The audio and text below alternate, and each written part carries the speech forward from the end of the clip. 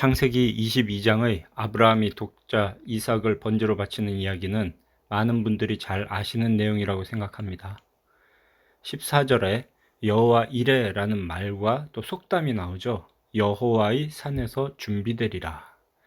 이 시간에는 이 여호와 이레라는 말의 참 의미를 알아보고 이를 통해서 성경 전체를 관통하는 하나님의 은혜를 깨닫게 되시길 바랍니다.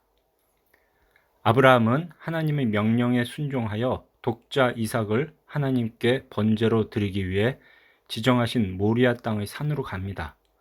모리아 땅이라는 지명의 의미는 여호와께서 보고 계신 곳입니다. 아라는 게 정확하게 말하면 야, 하나님을 의미하는 말이고요. 모리는 보다라는 동사의 분사형입니다.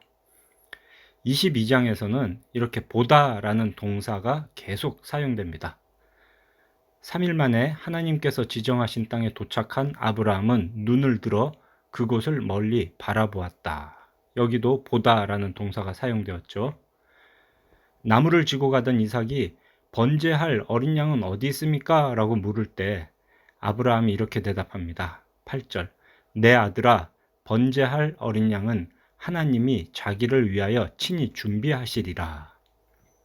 그런데 여기서 준비하시리라 라고 번역된 원문도 역시 보다입니다. 번제할 어린 양은 하나님이 자기를 위하여 친히 보고 계실 것이다 라는 것이 정확한 번역이죠. 모리아산의 지정된 곳에 도착한 아브라함은 제단을 쌓고 나무를 벌려 놓았습니다. 아들 이삭을 결박하여 제단 나무 위에 놓고 칼을 들었습니다. 그때 여호와의 사자가 다급하게 아브라함을 멈춰 세우죠. 그 아이에게 내 손을 대지 말라. 그에게 아무 일도 하지 말라. 내가 내 아들 내 독자까지도 내게 아끼지 아니하였으니 내가 이제야 네가 하나님을 경외하는 줄을 아노라. 자, 그렇게 칼을 거둔 아브라함의 눈에 한 마리의 순양이 보였습니다. 여기도 보다라는 동사가 사용되었죠. 아브라함은 나무에 걸려있는 이 양을 하나님께서 주신 것으로 알고 아들을 대신할 제물로 삼아 번제를 드렸습니다.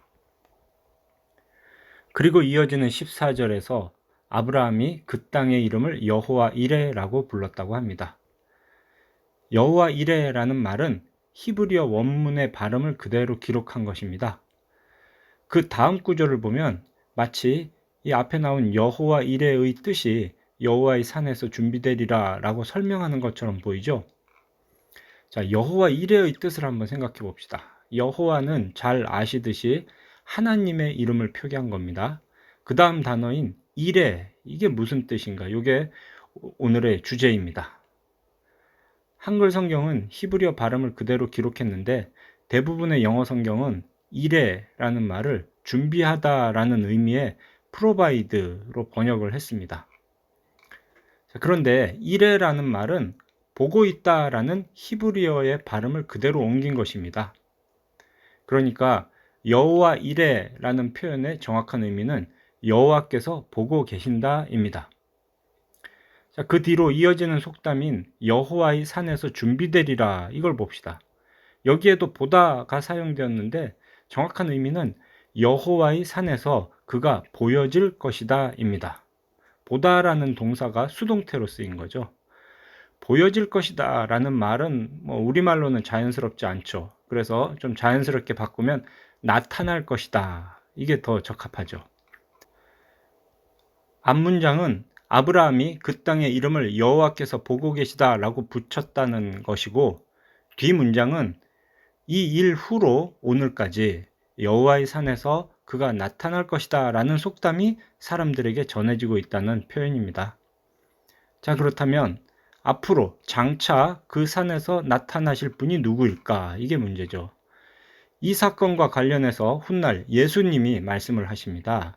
요한복음 8장 56절 너희 조상 아브라함은 나의 때 볼 것을 즐거워하다가 보고 기뻐하였느니라.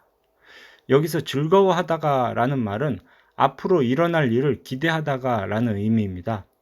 아브라함은 예수님의 때를 볼 것을 기대하다가 결국 보고는 기뻐하였습니다. 요한복음에서 예수님의 때라는 말은 예수께서 영광을 받으실 때, 구체적으로는 십자가에 달려 죽음을 당하시는 그때를 말합니다. 이 말씀에서 창세기 22장 14절에 있는 이 여호와의 산에서 나타나실 그분이 누구인가를 알 수 있습니다. 아브라함은 자신의 독자 이삭을 바치러 갔다가 아들의 죽음을 대신할 양을 보았습니다.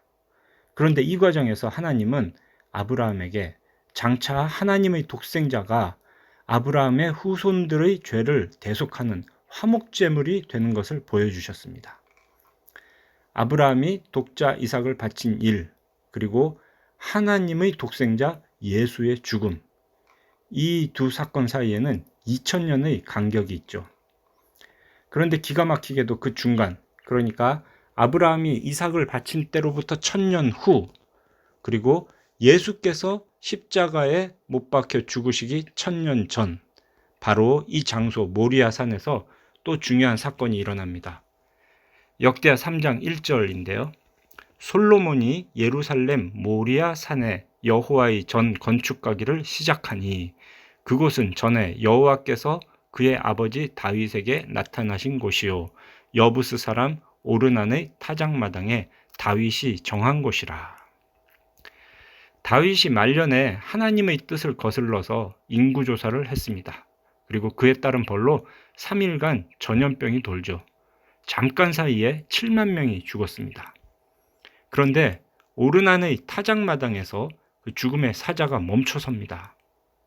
하나님께서 늘 보고 계신 곳이었죠. 1000년 전 내 벗 아브라함이 나를 위해 독자 이삭을 바쳤던 곳. 1000년 후 내 아들 예수가 죄인을 위해 대신 죽을 곳. 다윗의 죄에 대한 벌로 죽음의 사자가 그곳을 지날 때 하나님은 슬퍼하셨습니다. 죽음의 사자를 멈춰 세우시고 용서를 베풀어 주셨습니다. 다윗은 그 자리에 성전을 짓기로 하죠. 그 성전을 솔로몬이 짓기 시작할 때 모리아 산이라는 지명이 성경에서 다시 등장합니다. 하나님의 눈길과 마음이 항상 그 성전을 향하고 계십니다. 다윗의 때에서 또 1000년이 지나 예수님이 이 땅에 오시고 예루살렘에 죽으러 들어가셨습니다. 나무를 지고 가셨죠. 이삭이 장작을 지고 간 것처럼. 그 나무에 달리셨습니다. 이삭이 장작 더미 위에서 결박당한 것처럼. 이사야 53장의 기록대로 도살장에 끌려가는 양처럼 말없이. 하나님은 바로 그곳에서 2000년 전에 아브라함의 칼을 멈춰 세우시고 이삭을 대신할 양을 보여주셨습니다. 1000년 전에는 다윗에게 벌을 내리시던 중에도 하나님은 죽음의 사자를 멈춰 세우셨습니다. 그런데 바로 그곳에서 당신의 독생자가 십자가에 달린 채 고통 속에 울부짖을 때 아무것도 안 하셨습니다. 분명 보고 계셨을 텐데 2000년을 하루같이 보고 계시던 그곳에서 아들이 죽는데 하나님은 아무것도 안 하셨습니다. 예수님은 그렇게 고통받으시고 숨을 거두셨습니다. 아들이 그렇게 숨을 거둔 후 하나님은 모리아산 정상에 있던 성전의 휘장을 위에서 아래로 찢으셨습니다. 지성소를 가로막고 있는 휘장. 우리의 죄로 인해 하나님께로 가는 길을 막고 있던 그 휘장을 위에서 아래로 찢어주셨습니다. 바로 그 예루살렘에서 예수님은 부활하시고 승천하셨습니다. 바로 그 모리아산에서 오순절 성령의 역사가 시작되었습니다. 자, 그럼 지금도 하나님께서는 그 모리아산 예루살렘을 보고 계실까요? 그렇지 않습니다. 그 후 하나님의 눈은 전 세계의 교회를 보고 계십니다. 이삭을 바치는 아브라함을 보시던 그 눈으로, 범죄한 다윗을 바라보시던 그 눈으로, 십자가에 달려 죽는 예수를 보고 계시던 그 눈으로 예루살렘에서 시작해서 전 세계에 세워진 교회를 보고 계십니다. 바로 우리를 보고 계십니다. 이 성경을 하나님의 말씀으로 믿는 우리 성도 여러분, 이 말씀을 통해 우리를 구원하시기 위해 대속제물로 독생자를 내어주신 하나님의 은혜를 깨닫게 되시길 바랍니다.